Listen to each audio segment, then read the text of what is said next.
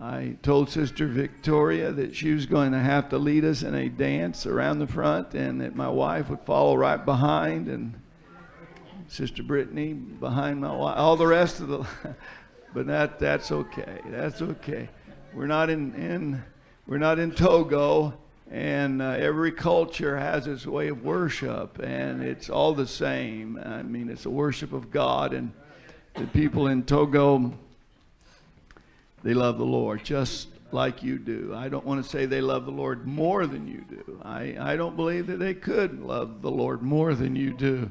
Sometimes we express it in different ways, and us Americans are, we're kind of set in our ways about things sometimes, but I do know that you love the Lord just as much as they do. Brother John, it means more to me than what he realizes. I've looked forward to this time for him to come and preach to us. He's never been to the U.S. before, and he was never able to get a visa out, and the Lord made a way for him to be able to do that, and I know that he looked forward to coming here as well. First time I went to Africa, it was to his church. First sermon I ever preached in Africa, it was at Brother John's church. Brother Wilson had talked me into going to Africa, to Liberia. And I said, well, I have to go 1 week and we'll go to Liberia. But I said, now, and I've told you this before, but I just need to repeat myself. I said, because Brother Samuel Taylor has been here from Ghana, I told him that if I was ever in Africa thinking that I'd never go and I'd never have to fulfill the promise, I told him, but if I'm ever in Africa, I will come and preach for you. I said, so I have to go preach for him. He said, that'd be 2 weekends. And a few weeks later, Brother Robert calls, and he said, Brother John Baduka from Togo called, and he's having a special Easter meeting and wants us to come. He's going to move it up a week and wants us to come. I said, that's out. I can't. 2 weeks is enough. Never been to Africa. 2 weeks is enough. That's out. Forget it. And I hung up the phone, and as soon as I hung up the phone, something just gripped my heart, as if to say, you need to go there. If you don't go nowhere else in Africa, you need to go to his place. Just as plain. It wasn't no audible voice, but it was just really real to me. So I called Brother Robert back, and I said, we will go to Brother John's. And we went, and our first service was there. They moved their meeting up a week, their Easter meeting. And when I went, we traveled all day long. We got up, we had traveled 2 days flying over there. Got 3 hours of sleep, got up early that morning and traveled by van all the way to his place. Got there in time for the service. I told Brother Robert, I said, you make sure you preach the first service so I can see how you do it over here in Africa.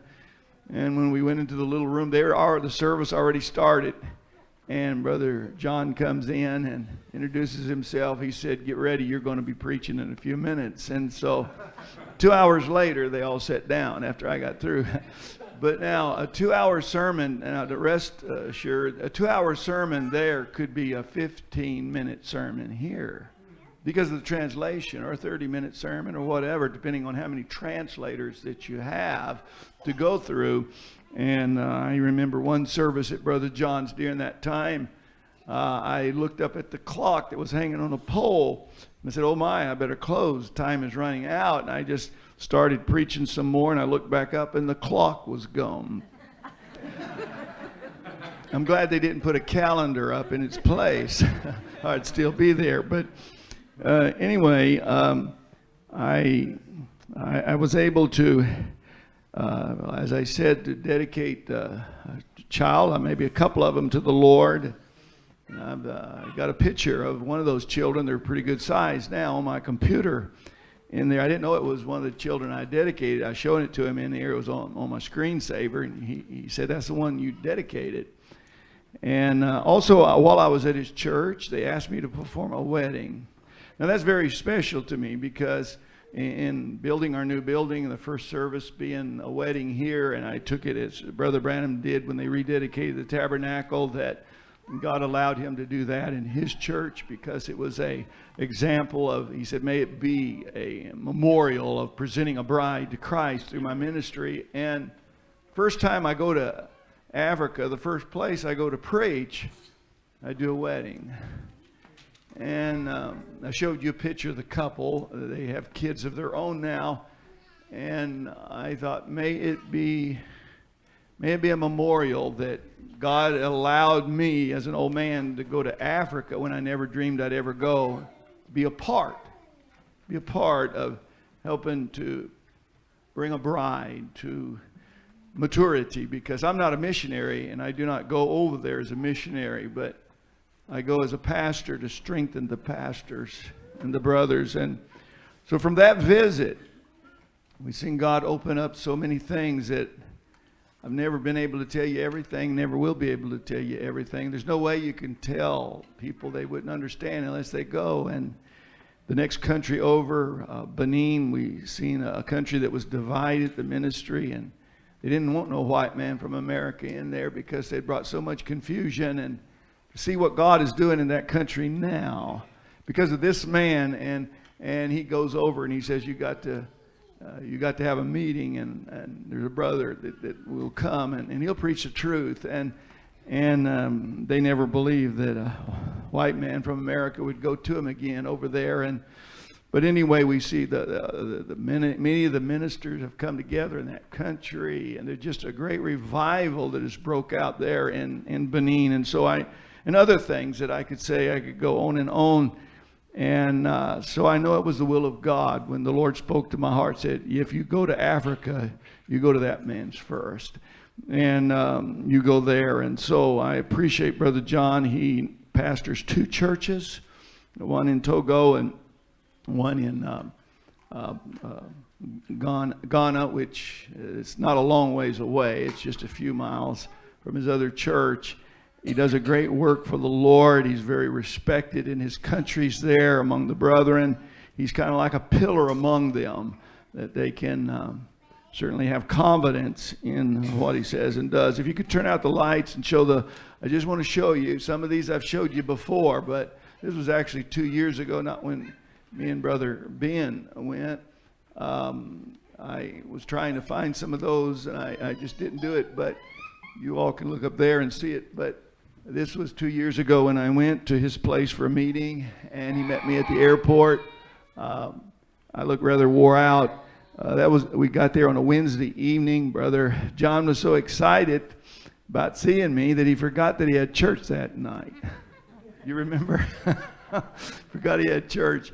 So anyway, could you show the next picture? This was during that meeting, and that's a brother from the pastor where your daughter moved. Belgium. He's a pastor in Belgium. Brother John and this other brother there, Brother Antoine. Brother Ben has preached for Brother Antoine.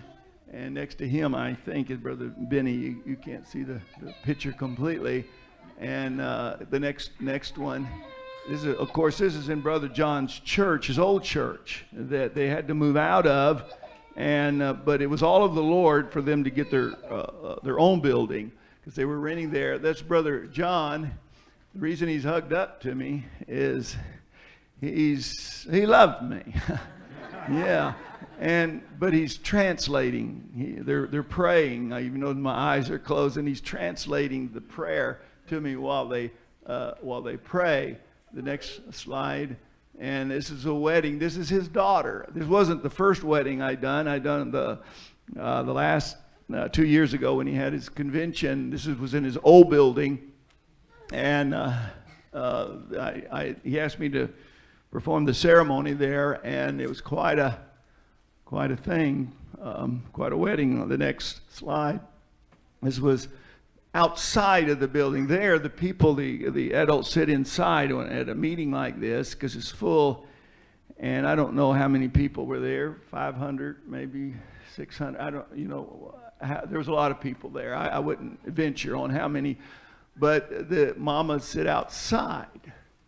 There might be a tarp covering them with their little babies. There's some brothers. And then the next slide, there's some more of them there. And the next slide, this is some of the ministry we go over. We held a meeting in his old place, and then we all went over to his new new building. That was some of the ministers that was there attending at the time of the meeting. Some of those are from the Benin. There may be a few of them there that's from Ghana as well. The next slide. This is at that meeting. We dedicated the building, and then we laid our hands upon Brother John as the pastor of the church there.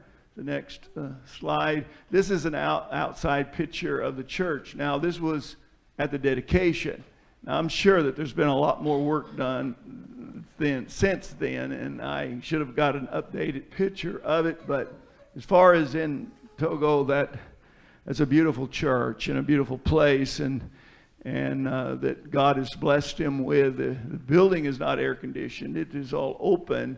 But now that office to my right is Brother John's office, and he foreseen to air condition that. So I could have probably preached from that office and would have been all right. But anyway, a great place. And then the next slide is this is West Africa. You probably can't see it very well, all the different countries. But Brother John, through the years, traveled with me to many of those countries, and he translated in some places, and was a great help to me in going to some of those places there that I don't know if I would have lived if it wasn't for Brother John, because when I would be pushed too hard, he was there to shore me up and to say, that's enough, we can't, and to help me.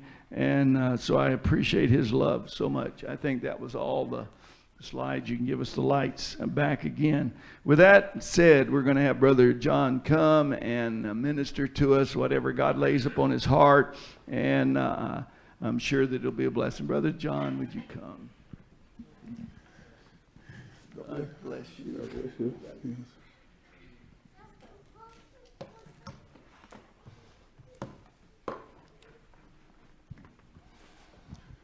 I thank Pastor Bill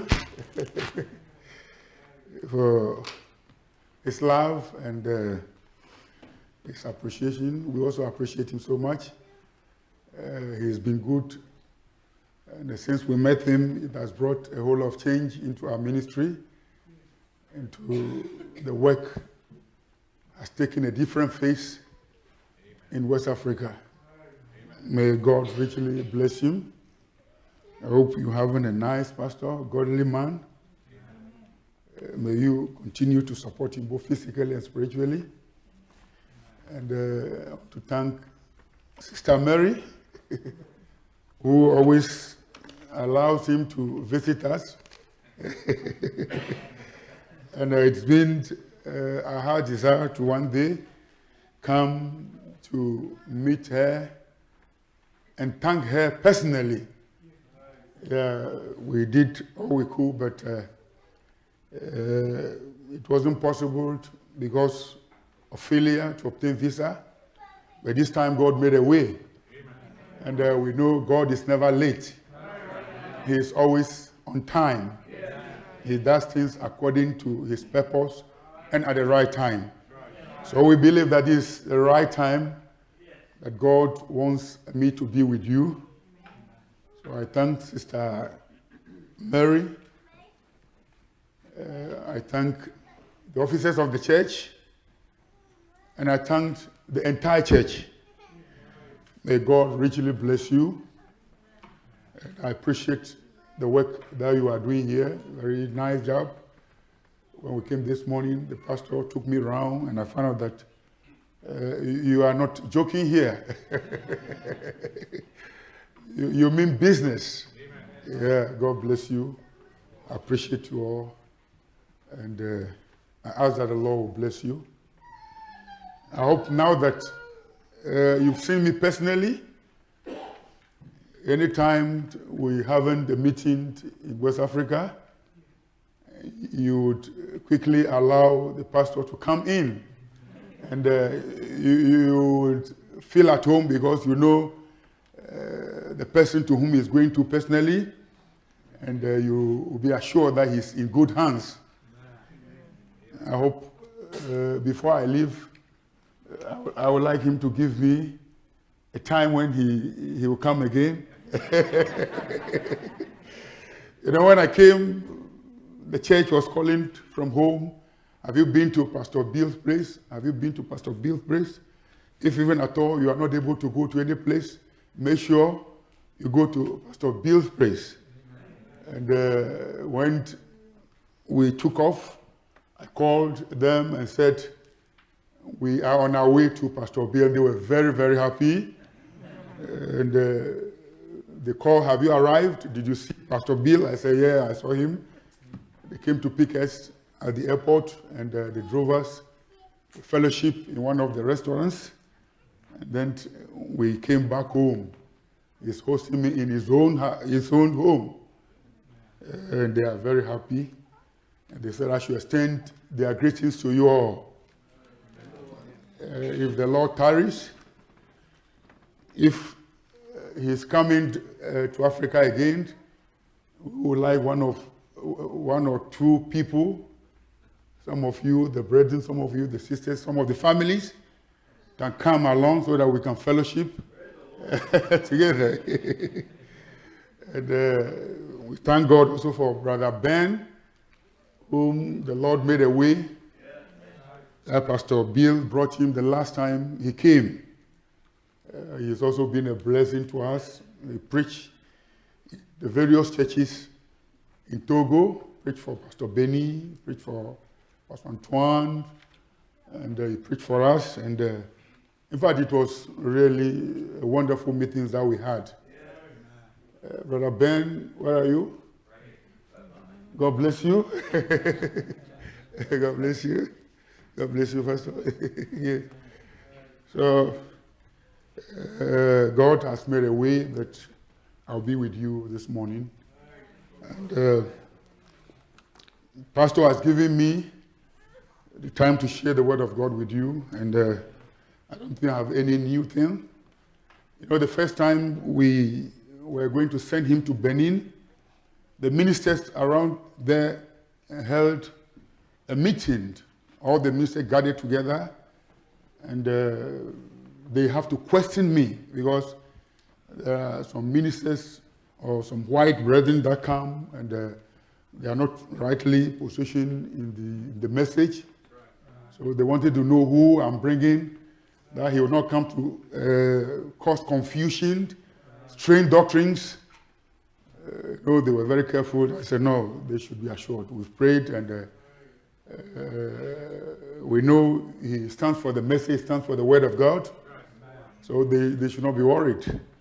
And then when he came, and by the grace of God, the meeting was successful. The first time, we had a tough time at the border crossing. The devil was fighting so much. But we know no matter how the devil fights, victory is ours. So finally, when we found out that there's no way to cross the border, we decided to go back to Togo. And then when we're going, a man showed up. He said, what's your problem? Are you having problem of crossing? We said, yes. He said, don't worry, I will help you. And quickly, he went to the other side of the border, which is Benin. I know he knows the man in charge. So we went and spoke to him, and then he said, okay, if we are able to pay so much for his visa, he can permit us to cross. So we quickly organized ourselves, and then we paid, and then they gave him visa. And the brethren have already gathered together at the convention. They were calling, are we on the way? Where are you? We have sung and be tired. So we need to go to the convention ground with our baggages. And then we passed through to the office where Pastor have to change himself and then quickly come to the pulpit. And we thought, since he never rests, it would be difficult, but in fact, the Lord really moved that day. And the meeting was so special. There were some ministers that came. They want to make sure what he is standing for and what he's believing. So they came to spy. They never come with their churches. But when they came and saw that, no, the man has the thing, has a message, they brought their churches the following time, the following meetings. And we had really a wonderful time. I may say it's been a blessing, and now the brethren are working, they collaborate. But the last time, Pastor Bill came and we finished with the convention and we're going. They had it tough to allow him go. So we thank God for what the Lord has used him for in West Africa to bless the ministry, the work, and the brethren over there. God bless you all.